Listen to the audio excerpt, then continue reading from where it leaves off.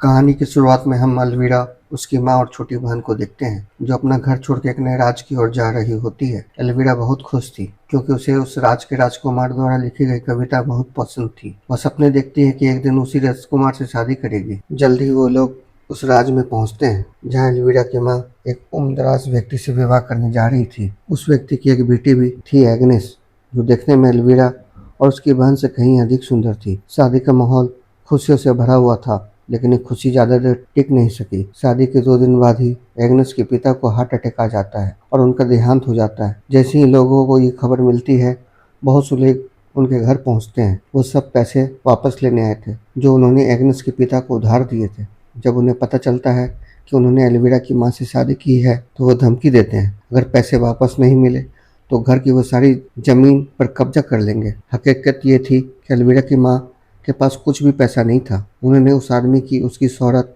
और शान शौकत देखकर शादी की थी, लेकिन अब उसे समझ में आ गया था कि वह खुद भी कंगाल था। माँ सदमे में चली जाती है। अलवीरा की माँ की हालत अलवीरा को माँ की हालत पर दया आ जाती है और वो कहती है, माँ चिंता मत करो, मैं उस राजकुमार जूलियन से शादी करूंगी और सब कुछ ठीक कर दूंगी। माँ उसे देखती है। वो जानती है कि अलवीरा ना तो खूबसूरत है, ना ही उसे ज्यादा लोग पसंद करते हैं। ऐसे में राजकुमार उससे शादी और पसंद करेंगे, ये कोई चमत्कार से कम नहीं होता। वहीं घर में एक और बेटी थी, बहुत प्यारी सी, पर वह शादी के लायक नहीं थी।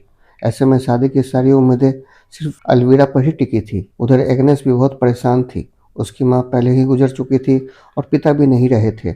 वह अपने पिता की लाश के सामने बैठती है और अपनी माँ से प्रार्थना करती है कि वह सब कुछ ठीक कर दे। कुछ दिन बाद पूरे राज्य में एक शाही ऐलान होता है। राजकुमार जूलियन अब विवाह के योग हो चुके थे। 4 महीने बाद एक विशेष आयोजन होगा, जिसमें पूरे राज्य की अविवाहित महिला शामिल होंगी और राजकुमार जिसे पसंद करेंगे वही इस राज्य की राजकुमारी बनेगी। अलवीरा तो पहले से ही तैयार थी, लेकिन एग्नेस ने भी अपना नाम दर्ज करवा लिया था।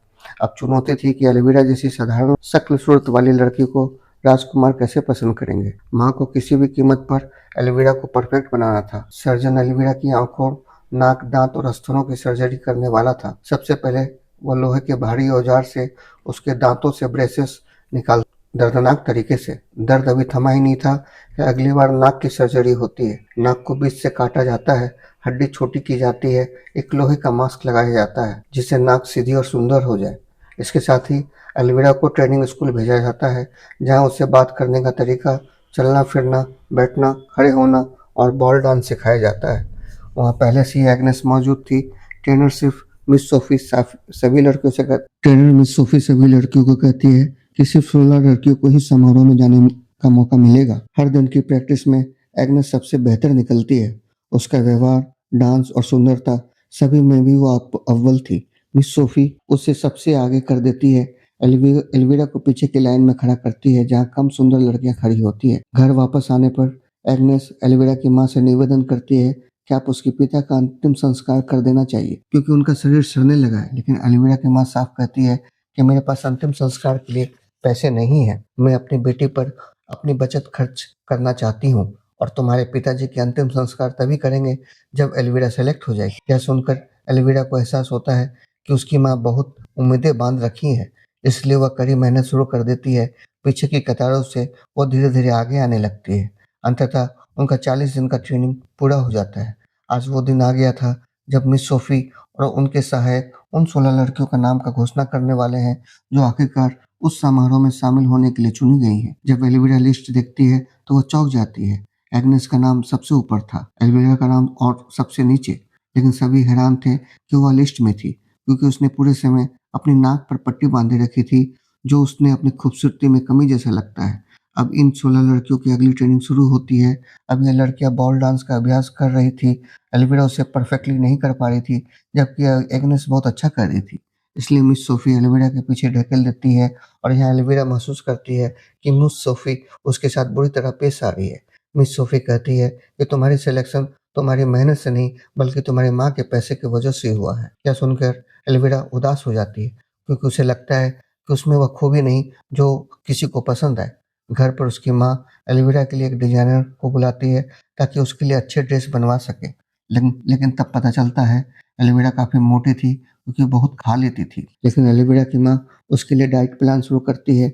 उसे केवल नींबू पानी पिलाती है, ताकि वह जल्दी ही पतली हो जाए। अगले दिन मिस सोफी 16 लड़कियों से अलग अलग मिलती है, उनकी आंतरिक सुंदरता को जानना चाहती है। यहाँ भी एग्नेस पहले नंबर पर आती है और एलिविरा से बात करती है। जब एलिविरा की मेहनत की कहानी सुनती है तो कैसे समाज में वो फिट होने की कोशिश कर रही होती है, लगातार मेहनत कर रही होती है और सबके मजाक के बावजूद हिम्मत नहीं हारती है, तो मिस सोफी को उस पर दया आ जाती है। मदद करने के लिए वह उसे गुप्त चीज देती है जो उसके मोटे शरीर को पतला बना देगी। अब क्या है, तब हम जान पाते हैं कि एल्विरा उसे अपनी बहन को दिखाती है।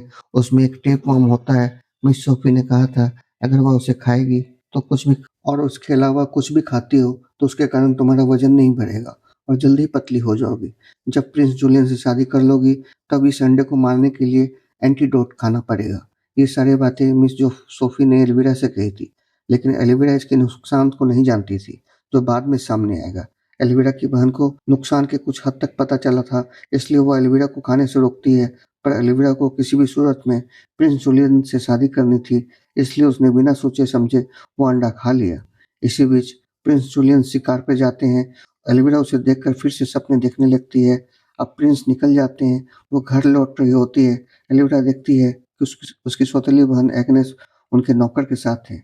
यह देखकर उसको गुस्सा आता है और वो सीधा माँ के पास जाकर सारी बातें बताती है। एल्विरा की माँ उस पर बहुत सारा गुस्सा करती है, उसे डंडे से मारती है, उससे भी बढ़कर उसे अपने घर की नौकरानी बना देती है और घर में कैद रहने को कहती है। इस निर्णय से एल्विरा बहुत बड़ी प्रतिस्पर्धा एग्नेस ही थी। चूंकि आज उसने टेपवर्म खा लिया था तो वह वजन कम होने की चिंता नहीं कर रही थी। वह छुप कर बहुत सारा खाना खाती है। ये खाना एग्नेस उसके लिए लाती है क्योंकि कहीं ना कहीं एग्नेस चाहती थी कि एल्विरा वजन कम ना करे। कहानी में 3 महीने बीत जाते हैं।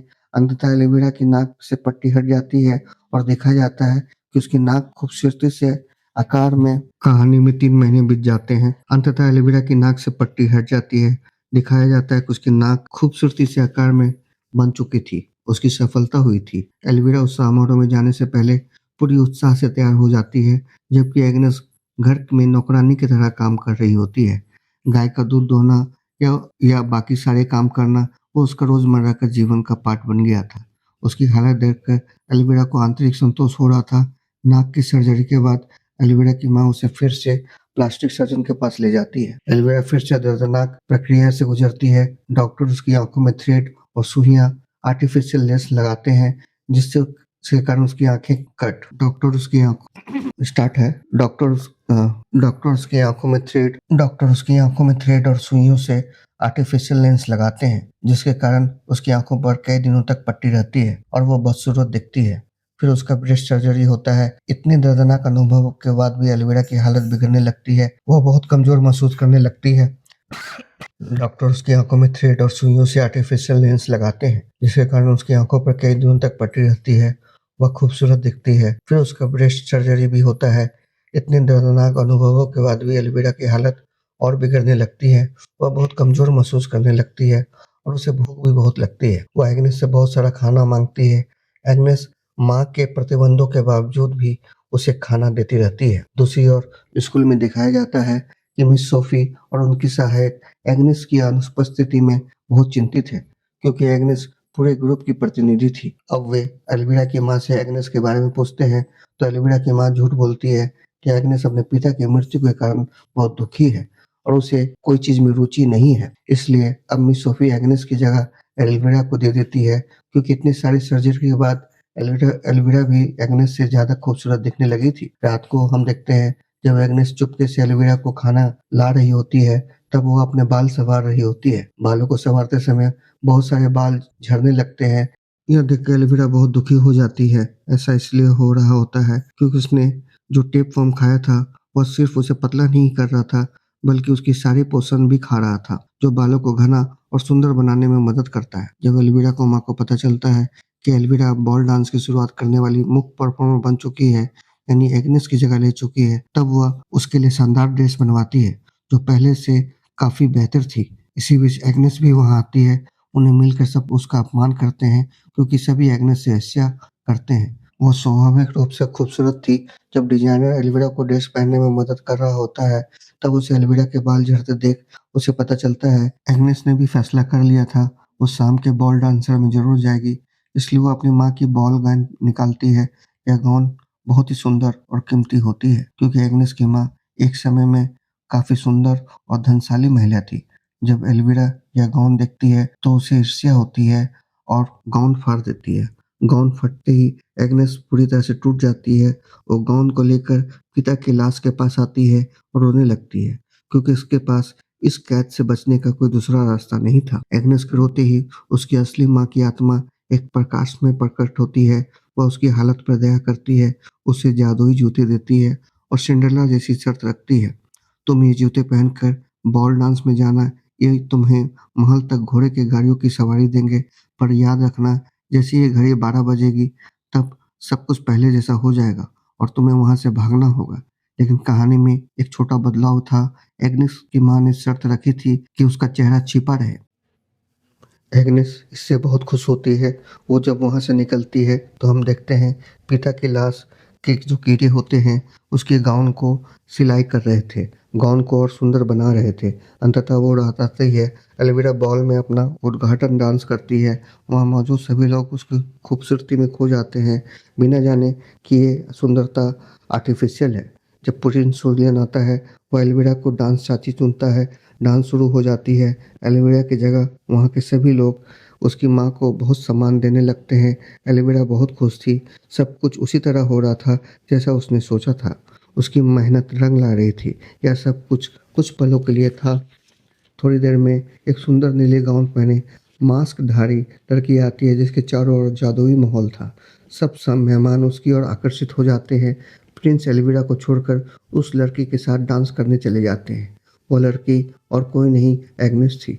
जैसे ही प्रिंस एग्नेस के साथ डांस करते नीचे झुकते हैं, उनका मास्क गिर जाता है। एल्विरा पहचान जाती है कि वह एग्नेस ही है।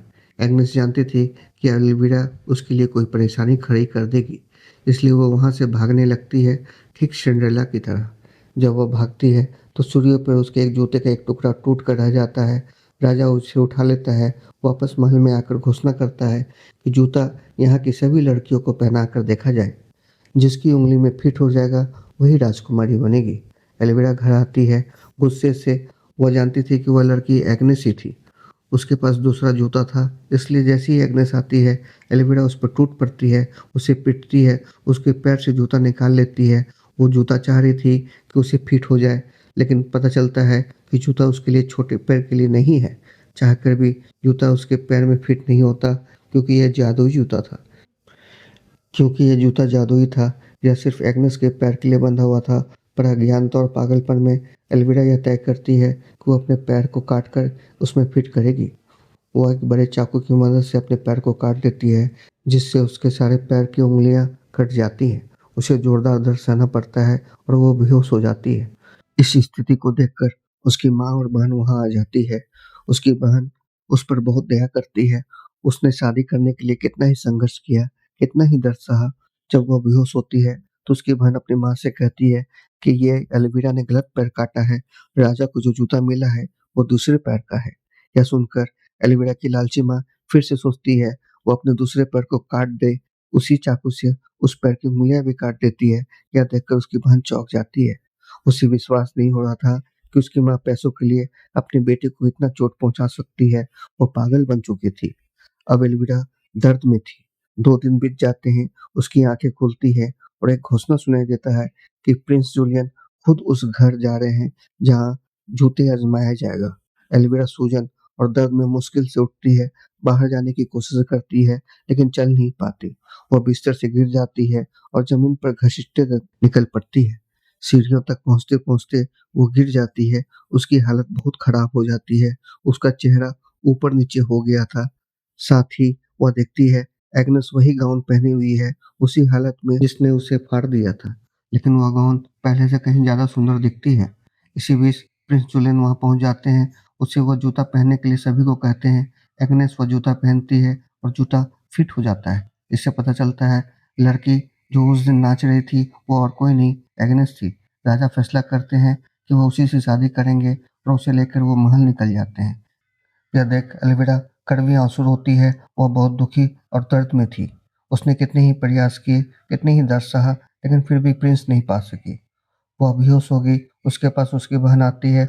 वह बहुत दुखी होती है उसकी स्थिति देखकर। उसने अपनी बहन को जल्दी से एंटीडोट जो उसको मिस सोफी ने दिया था पिलाती है ताकि उसे टेपवर्म को ख़त्म किया जा सके। जैसे ही उसने एंटीडोट पीती है, वह उल्टी कर देती है, उसके अंदर से टेपवर्म बाहर निकल जाता है।